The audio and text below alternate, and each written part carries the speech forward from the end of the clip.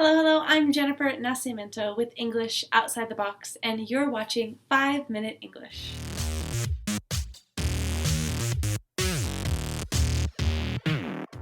Welcome back to the final video of 2016 for 5-Minute English. Today we are wrapping up 2016 with a success story to give you some extra motivation going into the new year. I want you to practice your listening comprehension skills with this success story from Nicola. Nicola is from Germany, and her first language is not English. However, she is running a successful blog completely in English.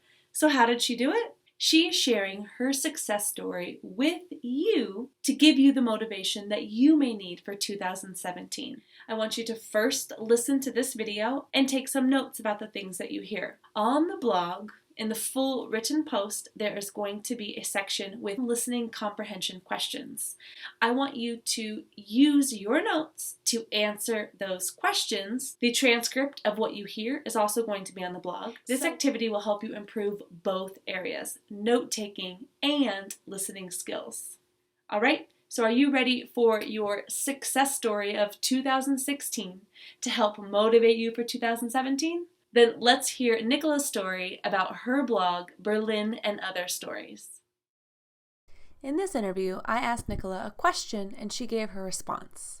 Let's start with the first question. So, tell me about you, your native language, and how or why you started speaking and learning English. She says, "My name is Nico and I am the woman behind the blog Berlin and Other Stories.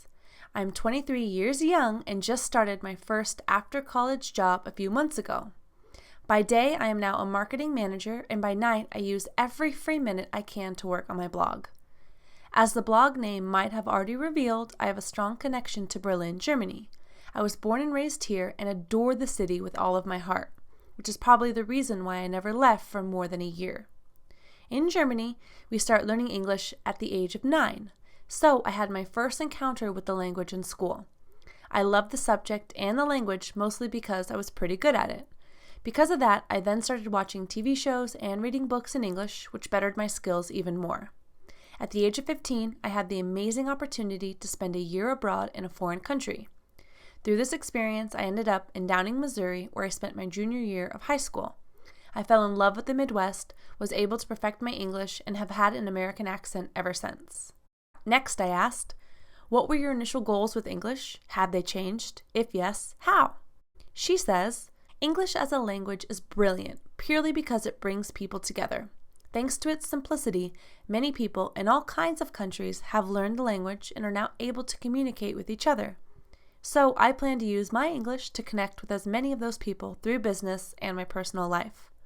Considering personal goals, I don't think my goals have changed too much. As of right now, I'm trying to expand my vocabulary, especially to business terminology, to become better every day." Next, I asked, "Tell me about your blog. Is it a hobby, a side gig, or a business? And how it started."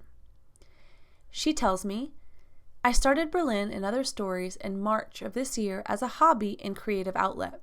Since then, it already evolved so much. With BAOS, I am now trying to help 20-something women to be more productive in their everyday life and improve themselves to become the leaders they aspire to be.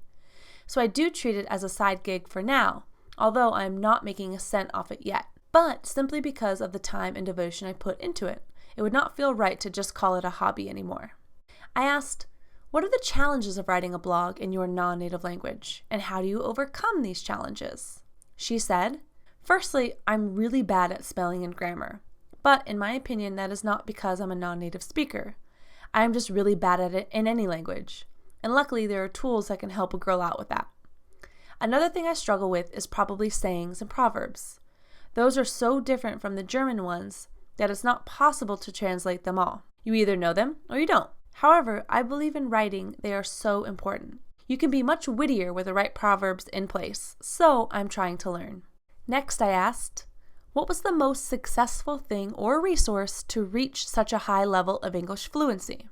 She told me, "Living abroad was the best thing that ever happened to me, not only for my personal development, but primarily because there's no better way to learn a language. I was forced to speak English every day because there was nobody who understood German. Because of that, my learning curve was very steep, and after about a month, I already started thinking and dreaming in English. Finally, I asked her, what's your best advice for an English learner to reach a level of fluency high enough to blog or write successfully in English? She told me, obviously you need to have a certain level of fluency before starting to write a blog in the English language, but nobody is perfect and you do not need to be either. Something that helped me a lot was reading other blogs that were written in English. You start to see different writing styles, acknowledge the grammar rules, and learn more sayings. That helps a lot with finding your own voice in a non-native language.